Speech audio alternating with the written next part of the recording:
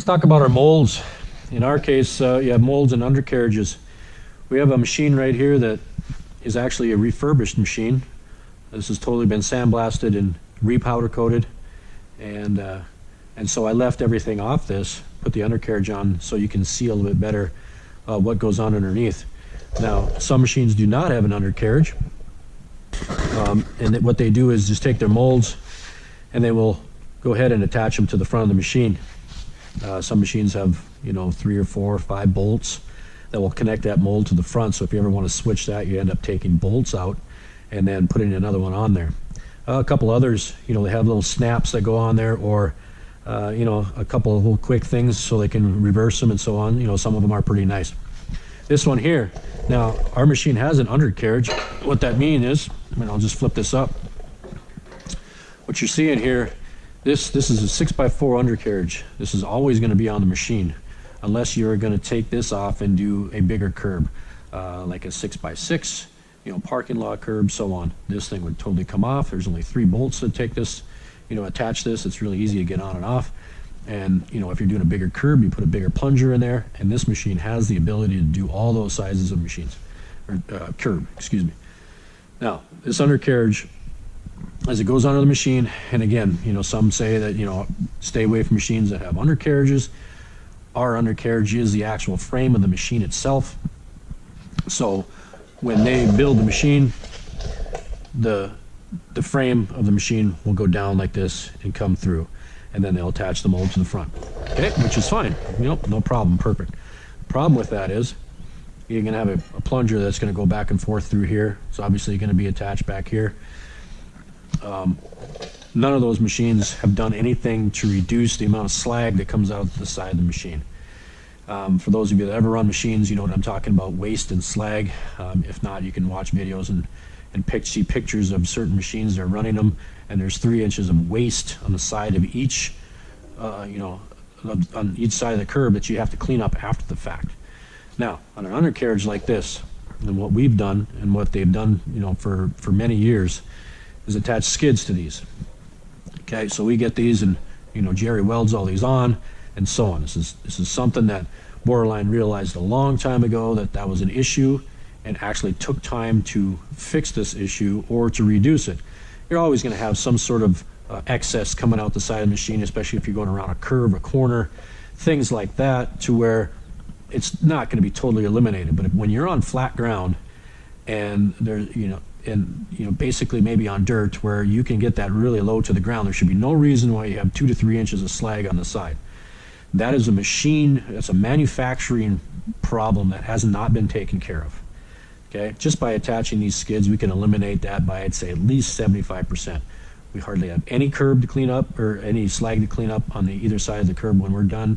And it's one of those things, again, efficiency, it's going to make you quicker, you get on to the next job faster, and all this is about making more money. And I always talk about being efficient and being fast.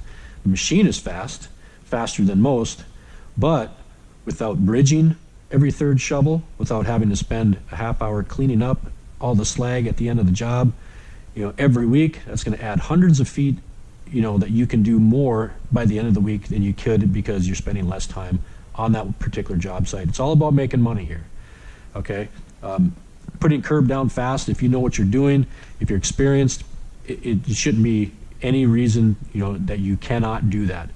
Put as much down as fast as you can. Still going to look great if you know what you're doing. This is an undercarriage. Now this comes off really simple.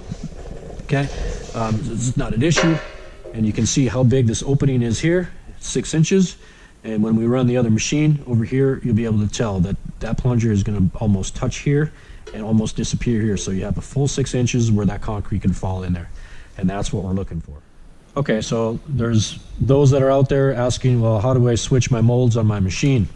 So I'm just going to do this on the table here. Here's an undercarriage. Obviously, it's not on the machine. When you get this, this is going to be already on the machine if you buy one new.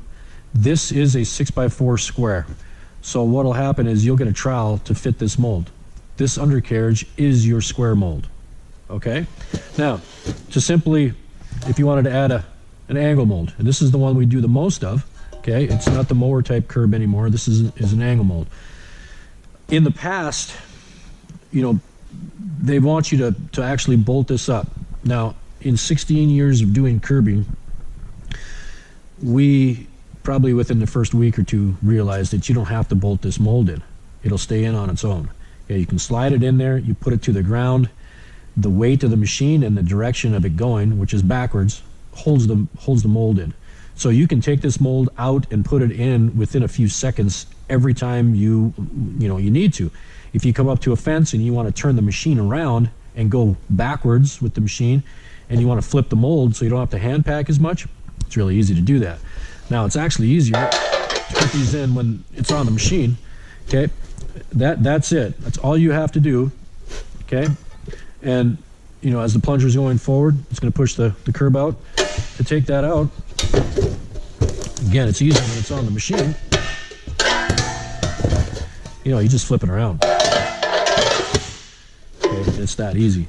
Now, if you were running, a couple of the other machines where they bolt them up to the front, you'd have to take out 4 bolts to change that. But then you'd have to, let's say, you had an angle mold like this. Well, this one mold takes care of both directions. On the other machine, you can only bolt it up this way. So that's that mold, and then you have to buy another one that's the reverse. So, for us, we can, you have a square, you got 2 directions here, your next mold, you got 2 directions, and so on. It takes you hardly any time to flip those around and get those in there. Now, as far as trowels, you get basically 3 molds, 1, 2, 3. You can choose a mower, you can do, other ones, and you get trowels that correspond with that. So your undercarriages and your trowels, you basically, you're looking at all those, that's what you get with a machine. You don't have to buy those separate. Another thing is, when you're looking at other manufacturers, you need to look at how they're making their trowels and how they're making their molds. What kind of steel they're using, okay? I can go on, most websites that are, selling trowels and things like that, and obviously they're specific to what manufacturer. This trowel is not going to work for, some others because it's not going to fit. It's going to be different. The problem is if they're using 16 gauge steel and you get one of those trowels and you can actually bend it really easy, okay, it's probably not going to last you very long because it's so thin, and the abrasiveness of sand as you're troweling is going to cause you to burn holes in them really fast. Now, they're going to be cheaper, so when you go online, you're looking at it, well, this trowel's $20 cheaper, I'll get it from those guys. The problem is you got to buy 3 of them in a season. We average about 50,000 feet a year, and I don't go through any trowels. Okay, and I know some people are going to say, well, you manufacture them, if you have a bad trowel, you just grab another one off the shelf. We don't need to, because there's nothing wearing through them. Now, it's going to depend on the type of sand you're using also, and so on. But if you're using a 14 gauge steel, that should last you a little bit longer. Now, as far as plungers, okay, we've redone these plungers, and again, in efforts to reduce bridging, to get a better push, and all of that. Now, this is an original plunger from Borderline machine, and you can see how high it is in the front. Okay, you're looking at about 2.5 inches, and it's a lot shorter. Now, we've redone these several years ago. This is a problem that I had for a long time, that the bridging bothered me. We tried many different things to try to solve this problem. This is before I was with Borderline, and lengthening the plungers, getting them to get closer and closer to the mold, because the closer you can get it to the mold, the less space there is for concrete to get stuck there, the less bridging you're going to have. Another thing is voids on the top of the curb. You can see brand new machines out there that are running curb, and they show them the curb coming out of the machine, and there's voids. There's concrete missing from the top of the curb, okay, as it's coming out of the machine. That shouldn't happen. Even on the older machines that we used to run, the RE500s, the PR Stings, things like that, we used to get some voids here and there, and it was always an issue and always a problem that we wanted to take care of. Well, it's part of a plunger issue. Okay, now if you look at how high the front of this is, and hopefully you can see that. Now, if this was in here, and you're running a 6x4 square, okay, you can see that it's no problem. There's not going to be anything left there. It's not going to get stuck. It's pushing that out. Odds are, if you're running a 6x4 curb, you're not going to have any voids in there, because that's going to be pushing concrete up and into that mold. The problem is, okay, when you're sticking, you know, a mold in there that's a little bit lower, okay, now your plunger is sitting higher than the top of that curb, so it doesn't get it. It doesn't push it in and up to fill it in there. So we readjusted the size of this so you have a lower face in the front with a longer angle, and it pushes that concrete up and in, which there's no void issues anymore. Okay, that doesn't exist anymore. Now we've lengthened the post in the bottom. Okay, so you can get that plunger as far forward as possible to where it almost touches. And if it almost touches this, there's hardly anything left here, and that's going to eliminate a lot of your bridging problems also.